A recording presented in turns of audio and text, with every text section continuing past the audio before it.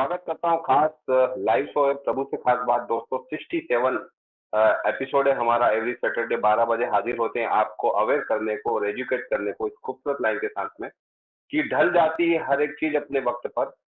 ढल जाती है हर एक चीज अपने वक्त पर। बस एक प्यार है जो कभी बूढ़ा नहीं होता। बस एक प्यार है जो कभी बूढ़ा नहीं होता। इस प्यार के सहारे हम हर एक जंग, हर एक सामना, हर एक कठिनाई का सामना कर सकते हैं। दोस्तों अपने आप से प्यार करें, अपने इर्द गिर्द अपने जो रिलेटिव है उनसे प्यार करें, और अपने आप से प्यार करेंगे तो अपने लोगों से प्यार करें, अपने काम से प्यार करें, और इस चीज को, अपने काम को आगे फिनिशिंग करके आगे बढ़ाते रहिए। आपके साथ में एमएनएस मीडिया न्यूज सर्विस और महासेवा रमेश प्रभु जी हाउसिंग गुरु जो है वो साथ में है आप अवेयर और एजुकेट करने के लिए।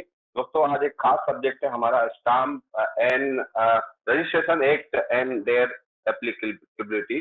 ये कैसे अप्लाई होते हैं और इनका एक्ट स्टाम्प ड्यूटी और रजिस्ट्रेशन का कितना इंपॉर्टेंस है, किस तरह से ये काम करते हैं, इनकी जो बारीकियां हैं वो समझाने के लिए हमारे साथ तीनों स्पीकर हैं। आज एडवोकेट प्रशांत जैन साहब है। धन्यवाद जी, स्वागत है आपका भी। मित्रों, हाँ मुझे अब आपके सम्मुख आने का अवसर मिला। प्रशांत जैन साहब, ये आम आदमी को समझना हो स्टाम्प और रजिस्ट्रेशन, क्योंकि आज यदि 1 करोड़ 2 करोड़ या 5 करोड़ का फ्लैट लेने जाते हैं कोई भी एक आम आदमी, या फिर आम ही कहेंगे उसे, भले से वो बड़ा बिजनेसमैन हो अपनी फील्ड में, अपने अपने स्किल्स में, अपने अपने क्षेत्र में, लेकिन वो कहीं ना कहीं वो स्टाम्प ड्यूटी और रजिस्ट्रेशन में क्या ड्राफ्टिंग होती है, किस तरह से उसका क्या महत्व है, वो कहीं ना कहीं उसको नजरअंदाज भी हो जाती है बहुत सारी चीजें। बात तो एक आम नागरिक को, एक आम फ्लैट बायर्स को समझना हो तो आपको किस तरह से इसको स्टाम्प ड्यूटी और रजिस्ट्रेशन को समझाएंगे आप। प्लीज वेलकम एडवोकेट प्रशांत जैन साहब। अश्लील जी, आपकी चिंता बड़ी वाजिब है। और आपने आम आदमी कहा है तो हम सब आम आदमी, बिजनेसमैन है, इंडस्ट्रियलिस्ट हैं, पॉलिटिशियन हैं, डॉक्टर्स हैं, तो पैसा बड़ी मेहनत से कमा कर लाते हैं और अपने जीवन का सारा पैसा प्रॉपर्टी खरीदने में लगाते हैं। तो उनको सबसे पहले प्रॉपर्टी खरीदने के बाद, लेने के बाद या परिवार में किसी को देने के बाद सबसे पहले रजिस्ट्रेशन और स्टाम्प एक्ट के प्रावधानों से होकर गुजरना पड़ता है। तो प्रोग्राम करने के पहले मैं सभी लोगों को नववर्ष की शुभकामनाएं देता हूँ और सभी लोगों को मैं अभिनंदन करता हूँ। माननीय श्री हाउसिंग गुरु रमेश प्रभु जी का ये बड़ा अच्छा प्रयास रहा है कि सामान्य लोगों को, आम जनता को अपने कार्यक्रम प्रभु से खास बात के माध्यम से अच्छी जानकारी उपलब्ध कराते हैं। आज मुझे अवसर मिला कि जो भी मेरा इस क्षेत्र में अनुभव है, ज्ञान है, मैं आप लोगों के साथ शेयर करूं। तो जैसा मुझसे प्रश्न किया गया कि आम आदमी को के लिए रजिस्ट्रेशन एक्ट या स्टैम्प एक्ट की क्या आवश्यकता पड़ती है और किस प्रकार से उसके प्रावधान है, उनका उन्हें अनुभव होना चाहिए। तो मैं सबसे पहले उसका एक परिचय दे देता हूँ। परिचय इस तौर पे देता हूँ कि रजिस्ट्रेशन और स्टैम्प एक्ट, एक कोई भी एक्ट बनाया जाता है एक मोटिव लेके, एक ऑब्जेक्ट लेके बनाया जाता है। तो सबसे पहले हम रजिस्ट्रेशन एक्ट का ऑब्जेक्ट समझें तो पूरा एक्ट समझने के लिए आसानी हो जाती है कि जो किसी चीज का हमें ऑब्जेक्ट मालूम है तो हम समझ सकते हैं कि वो चीज जब बनाई होगी तो उसमें क्या प्रावधान रखे गए होंगे। रजिस्ट्रेशन का जो ऑब्जेक्ट ये था कि जो प्रॉपर्टी के रिलेटेड, हस्तांतरण के रिलेटेड, ट्रांसफर के रिलेटेड, गिफ्ट के रिलेटेड, विल के रिलेटेड, या कोई भी डॉक्यूमेंट जिनका रजिस्ट्रेशन कंपलसरी है या ऑप्शनल है, जिनका रजिस्ट्रेशन कराया गया, वो पब्लिक डोमेन में रहे, पब्लिक उनकी जानकारी ले सके, हर आदमी को वो प्राप्त हो सके, सेफ्टी की जा सके, सुरक्षित किया जा सके, क्योंकि आदमी पेपर को कितने समय तक संभाल के रखेगा। तो रजिस्ट्रेशन डिपार्टमेंट सालों सालों तक, 100 साल तक उन डॉक्यूमेंट को संभालने की भूमिका अदा करता है। तो रजिस्ट्रेशन एक्ट को 2 पर्पज से किया गया कि आपके ट्रांजेक्शन को पब्लिक डोमेन में डाल दिया जाए जिससे हर आदमी उसको जान सके और अल्टीमेट कौन उस प्रॉपर्टी को या उस चीज को ओन करता है उसकी इंफॉर्मेशन पा सके और उस प्रॉपर्टी को प्रोटेक्ट कर सके। इस पर्पज से रजिस्ट्रेशन एक्ट बनाया गया। अब सबसे जाते हैं स्टैम्प एक्ट। स्टैम्प एक्ट की क्यों जरूरत हुई? ठीक है, ये समझ में आता, रजिस्ट्रेशन एक्ट था तो स्टैम्प एक्ट क्यों? गवर्नमेंट है, उसे रेवेन्यू की जरूरत होती है, तो स्टैम्प एक्ट का प्रोविजन आया कि जो भी आप इंस्ट्रूमेंट, जिसको बोलते हैं डीड बोलते हैं, डॉक्यूमेंट बोलते हैं, जो आप लिखते हैं, आपस में साइन करते हैं, तो जैसे ही आप साइन करते हैं तो गवर्नमेंट आपको एक प्रोटेक्शन देती है। आपने जो लिखा है, जिस पे आपने साइन किए हैं, जो कॉन्ट्रैक्ट किया है, उस कॉन्ट्रैक्ट को इन्फोर्स करा देने की लायबिलिटी गवर्नमेंट लेती है कि हम कोई भी वायलेशन किया जाएगा तो हम इसको इन्फोर्स करा के देंगे, इसको उस व्यक्ति के फेवर में लाकर देंगे जिसने उससे कोई राइट एक्यूट किया है। तो स्टैम्प एक्ट आपसे एक रेवेन्यू कलेक्ट करता है, एक टैक्स कलेक्ट करता है, और अलग अलग आर्टिकल के तहत एक शेड्यूल बनाया गया है। इस शेड्यूल में आपको डॉक्यूमेंट कोड का आर्टिकल डिफाइन किया गया है। इस आर्टिकल में इस डेफिनेशन के में ये डॉक्यूमेंट आता है, और इस आर्टिकल में आने की वजह से इसमें इस परसेंट से, इस रेट से, या इतना फिक्स स्टैम्प आपको पे करना है। वो पे करना कंपलसरी है। उतना आप पे नहीं करते हैं तो उस डॉक्यूमेंट की कोई एविडेंस की वैल्यू नहीं है। जहां रजिस्ट्रेशन कंपलसरी किया गया है, और रजिस्ट्रेशन कंपलसरी किया गया है सिर्फ इमूवेबल प्रॉपर्टी के लिए। प्रॉपर्टी दो प्रकार की होती है, एक मूवेबल, एक इमूवेबल। तो इमूवेबल प्रॉपर्टी मतलब हमारा घर है, फ्लैट है, दुकान है, गाला है, जो खेती की जमीन है। तो जो मूवेबल प्रॉपर्टियां हैं वो इस एक्ट से बाहर हैं। जो इमूवेबल प्रॉपर्टियां इस एक्ट से के अंतर्गत आती हैं, इस एक्ट के प्रीव्यू में आती हैं, और उनको रजिस्ट्रेशन कराना, उसके ट्रांजेक्शन का, उसका सेल, ट्रांसफर, गिफ्ट का रजिस्ट्रेशन कराना कंपलसरी किया गया है। सेक्शन 17 इसके बारे में है। इन डिटेल में जब कभी हम प्रोग्राम करेंगे तो सेक्शन वाइज भी हम प्रोग्राम करेंगे, और डेफिनेटली आपको किस एक्ट में, इस एक्ट की किस सेक्शन से क्या है, उसका प्रीव्यू क्या है, उसकी रेंज क्या है, उसका स्पेसिफिक मीनिंग क्या है, हम लोग जरूर डिस्कस करेंगे। आज हम बिल्कुल कॉमन मैन लेमैन जो हम और आप हैं, जिन्हें इसकी साधारण समझ चाहिए, आज हम उस बारे में बात करते हैं। तो रजिस्ट्रेशन और स्टैम्प एक्ट मतलब बहुत सारे भाई हैं, बिल्कुल भाई बहन की तरह चलते हैं। जब आप रजिस्ट्रेशन के लिए जाते हैं तो स्टैम्प एक्ट की बात आती है, और जब स्टैम्प एक्ट के आप प्रोविजन को वायलेट करेंगे तो रजिस्ट्रेशन नहीं होगा, और रजिस्ट्रेशन करने के पहले स्टैम्प एक्ट के प्रोविजन को पूरा करना जरूरी है। एक सामान्य जानकारी मैंने आप तक लाई, बहुत सारी आगे बातें हैं। मैं अब आपको रजिस्ट्रेशन एक्ट के थोड़े अंदर के पहलू में लेकर चलता हूँ। प्राइमरी इंट्रोडक्शन के बाद हम लोग सब लोग रजिस्ट्रेशन ऑफिस में जाते हैं। अभी मैं जो भी बात कर रहा हूँ, मैं हो सकता है हमारे दर्शक महाराष्ट्र राज्य के बाहर से भी हूँ और इस प्रोग्राम को देख रहे हो, और इस प्रोग्राम को मैं महाराष्ट्र में लागू कायदे और कानून के विधि के परिप्रेक्ष्य में बात करने जा रहा हूँ। कभी कोई अपने राज्य के विषय में इस सब चीज को समझना चाहें तो थोड़े बहुत परिवर्तन के बाद, मोर ओवर परिवर्तन के बाद, चेंजेस के साथ हर राज्य में लगभग ऐसी ही व्यवस्थाएं हैं, और थोड़ा बहुत यदि इससे अनुभव लेकर आप अपने राज्य के जो भी उसमें चेंजेस हैं उसको समझेंगे तो इस कार्य को आप समझ पाएंगे। तो आज हम महाराष्ट्र के लिए, चूंकि हम महाराष्ट्र में बैठे हैं और महाराष्ट्र से कार्यक्रम कर रहे हैं, हम आपको महाराष्ट्र में कैसे और किस तौर पे चलाया जाता है, कैसे ऑपरेट होता है, इसकी क्या प्रोविजंस हैं, हम आज उस पर बात करते हैं। आप सभी रजिस्ट्रेशन ऑफिस में, ऐसा शायद ही कोई व्यक्ति हो जिसको रजिस्ट्रेशन ऑफिस में जाने का काम ना पड़ता हो, आदमी से जुड़ा हुआ विषय है।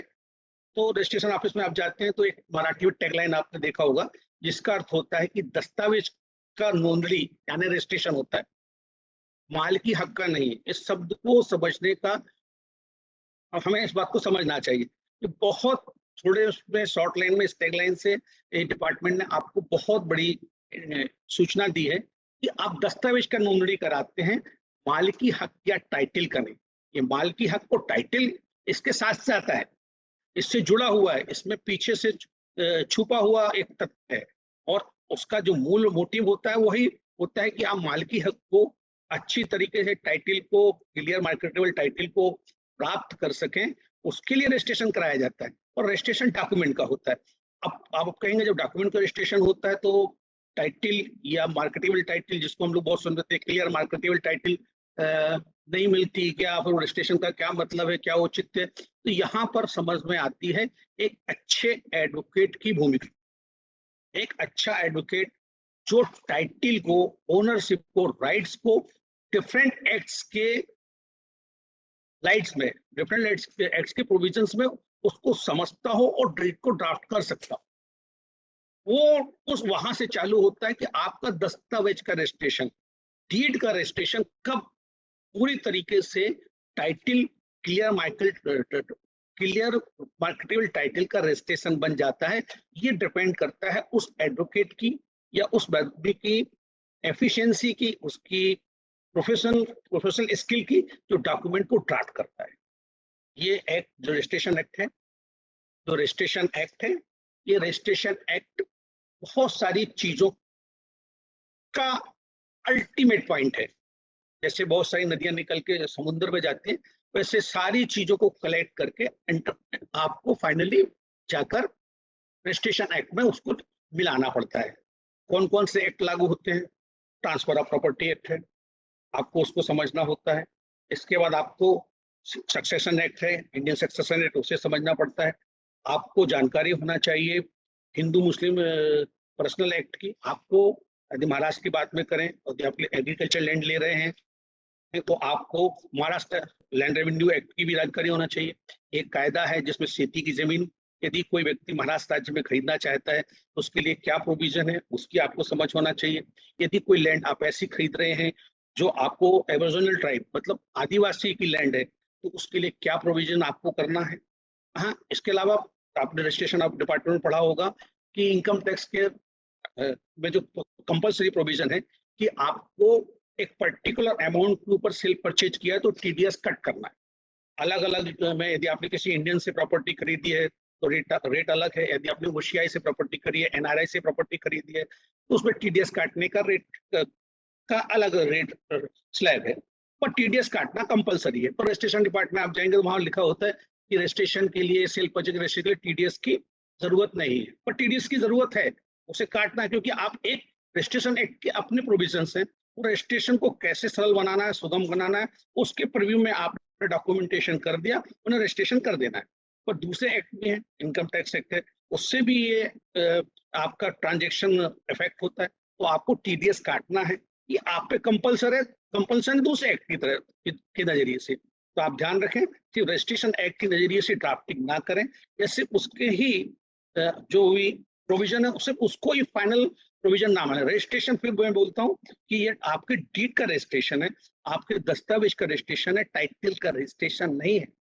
तो आप पे लाइबिलिटी है कि से एक्ट्स जो हैं, जैसे मैंने आपको फिर से बताया, ट्रांसफर ऑफ प्रॉपर्टी है एक्ट है, इंडियन सक्सेशन एक्ट है, किसी को प्रॉपर्टी बिल से मिली है तो क्या प्रोबेट हुआ है, लेटर ऑफ एडमिनिस्ट्रेशन की कहाँ जरूरत थी, या कहीं पर हमको सक्सेशन सर्टिफिकेट की जरूरत थी, उसका प्रावधान है। हिंदू एक्ट में फर्स्ट कैटेगरी के ऑनर थे, सेकंड कैटेगरी के लीगल एयर्स थे, मतलब बहुत सारी बातें एक साथ डिस्कस करना मुश्किल है। एक थोड़ा सा आपको आउटलाइन देता हूँ कि दूसरे एक्ट भी डॉक्यूमेंट ड्राफ्टिंग को प्रभावित करते हैं, उस पर असर रखते हैं। तो आप लोग ऐसे ही डॉक्यूमेंट लिखने के लिए के पहले या लिखाने के पहले या कोई प्रॉपर्टी या डील करने के पहले सबसे पहले किसी अच्छे एडवोकेट से और कोशिश करें कि रजिस्ट्रेशन डिपार्टमेंट में, ये थोड़ा सा दुर्भाग्य है, कुछ डॉट्स या एजेंट्स जाकर रजिस्ट्रेशन कराने वो थोड़ा सरलता से करा देते हैं। उनको चूंकि उस कार्य का रोज रोज करने की वजह से उस कार्य की प्रोसीडिंग मालूम होती है कि कहाँ साइन कराने हैं, कौन से डॉक्यूमेंट्स लगाने हैं, किस टेबल पे जाके काम कराना है। वो थोड़ा सा चूंकि उस काम को करते करते समझते हैं, तो उनके माध्यम से आपका काम जो 1 घंटे का काम है या 2 घंटे का काम है वो 10, 15, 20 मिनट, 25 मिनट पहले पॉसिबल हो जाता है। पर कोशिश करें कि आप किसी एजेंट की सर्विस, एक तो एजेंट को रजिस्ट्रेशन डिपार्टमेंट में जाने की परवानगी नहीं होती, पर किसी एजेंट्स की जो इस फील्ड में सिर्फ इतने ही अनुभव रखते हैं कि रजिस्ट्रेशन की प्रोसेस कैसी है, या थोड़ा बहुत देखकर सीख जाते हैं, डॉक्यूमेंट में कट कॉपी पेस्ट करके टाइप कर लेते हैं, उनकी सर्विस ना लें। एक अच्छे एडवोकेट की जो कम से कम इसमें जो पैरेलल एक्ट है, जो पैरेलल एक्ट नहीं बोल सकते, जो इस एक्ट से बहुत तरीके से लिंक्ड अप है, पैरेलल शब्द बिल्कुल गलत हो जाएगा, सही शब्द है लिंक्ड एक्ट हैं जो इस एक्ट पे इफेक्ट रखते हैं, जो उस पर प्रभाव डालते हैं, उसका अच्छा नॉलेज रखता हूँ। मैं बार बार कहूंगा बहुत सारे ऐसे एक्ट हैं जो रजिस्ट्रेशन कराने के पहले डॉक्यूमेंट डी ड्राफ्टिंग में उनको कंबाइन करना, उनके प्रोविजन का फॉलो करना कंपलसरी करते हैं। I request to all of you, please जो भी आप डॉक्यूमेंट बनवाएं उसमें दूसरे एक्ट्स जिससे भी आपको रेलिवेंट हो रहे हैं उनको फॉलो अप किया है या नहीं किया, उसका ध्यान रखें। थोड़ी देर के लिए उदाहरण के लिए आपको बताऊं, प्रेरा एक्ट है, उसमें किसी डॉक्यूमेंट का रजिस्ट्रेशन कंपलसरी बताया है, एग्रीमेंट टू सेल किस कंडीशन में कितने % पैसा देने पे है। मोफा एक्ट कुछ प्रोविजंस हैं जो भी रजिस्ट्रेशन एक्ट पे असर करते हैं।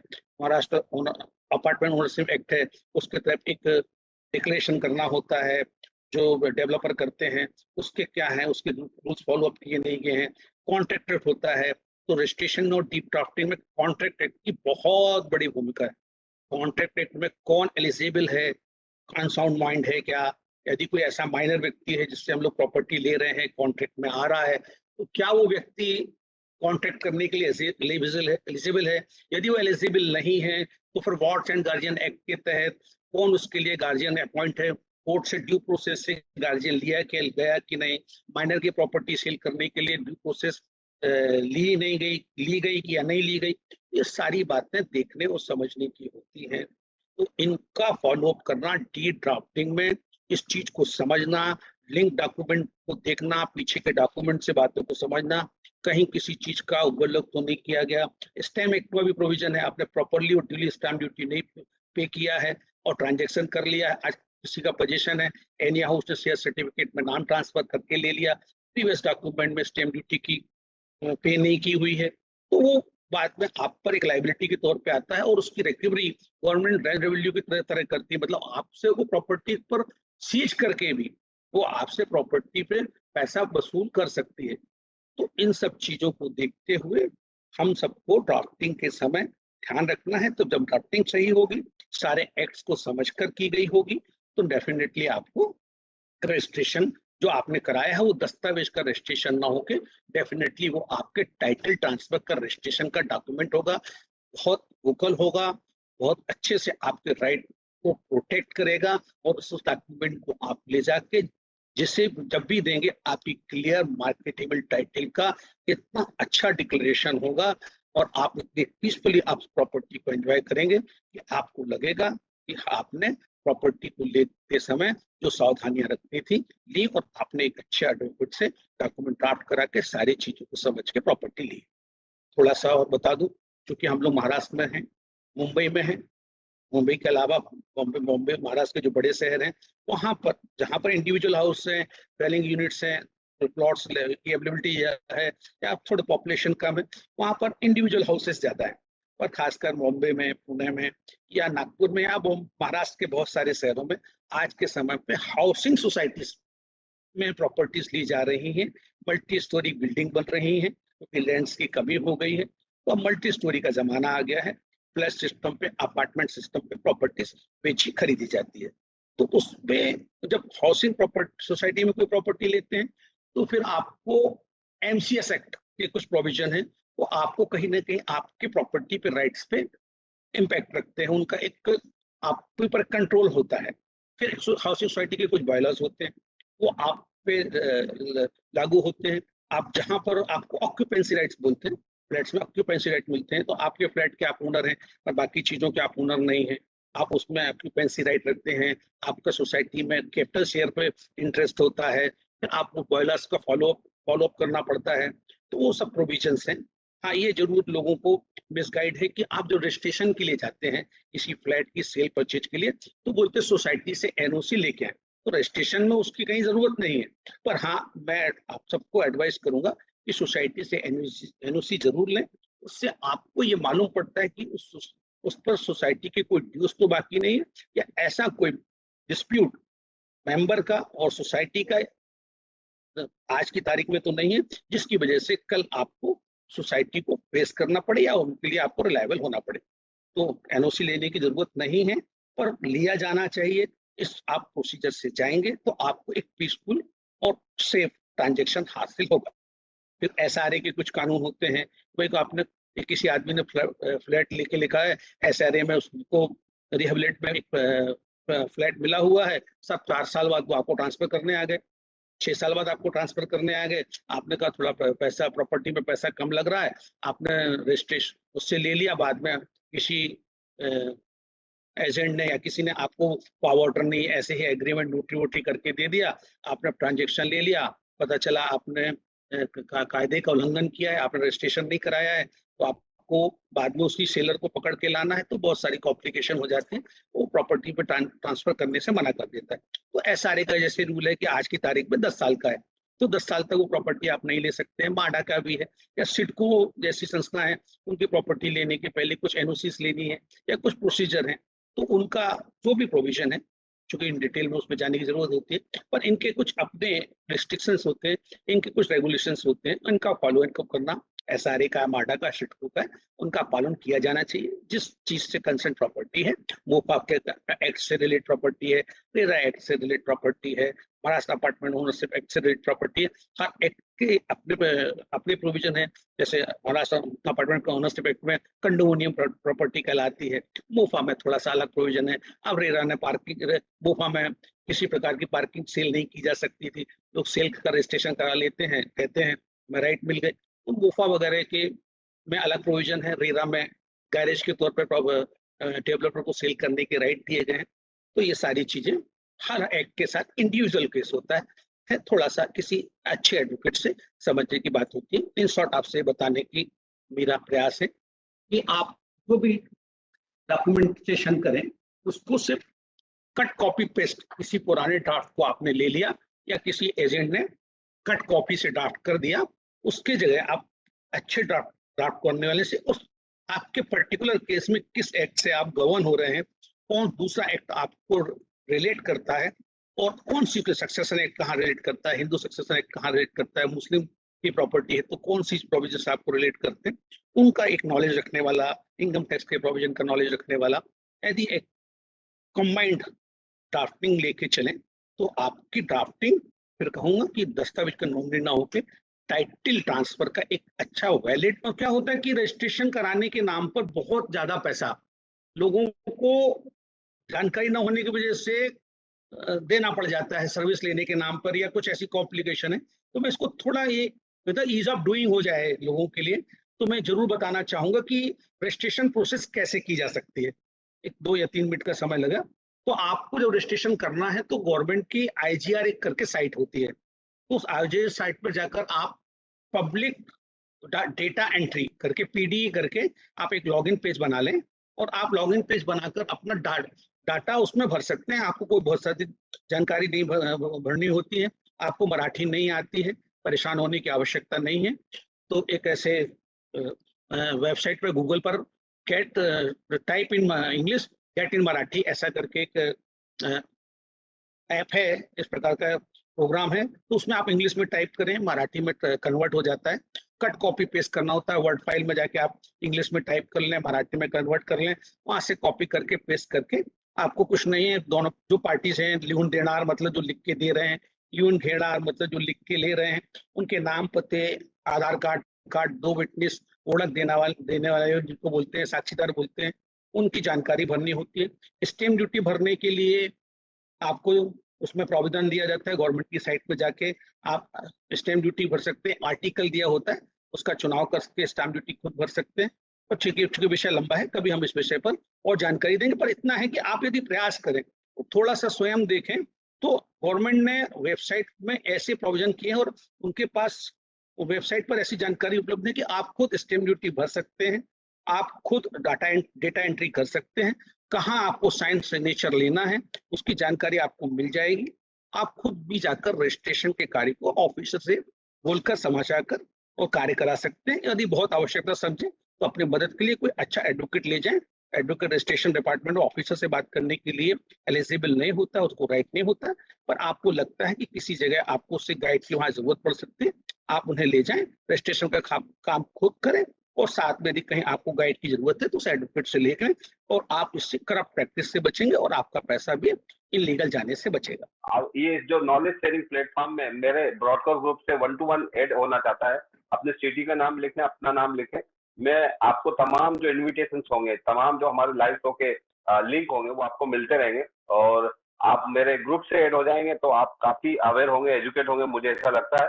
तो मेरा नंबर शेयर कर दें यूट्यूब पे, और यदि आप हमारे जो आज के किनोर स्पीकर एडवोकेट प्रशांत जैन साहब से भी कनेक्ट होना चाहते हैं तो उनकी मेल आईडी और उनका नंबर तो मुझे अभी मैं चाहूंगा खुद प्रशांत जैन साहब सभी को बता। जी, मेरा नंबर है 7738529202, और मेरी ईमेल आईडी है jainprashant172@yahoo.com।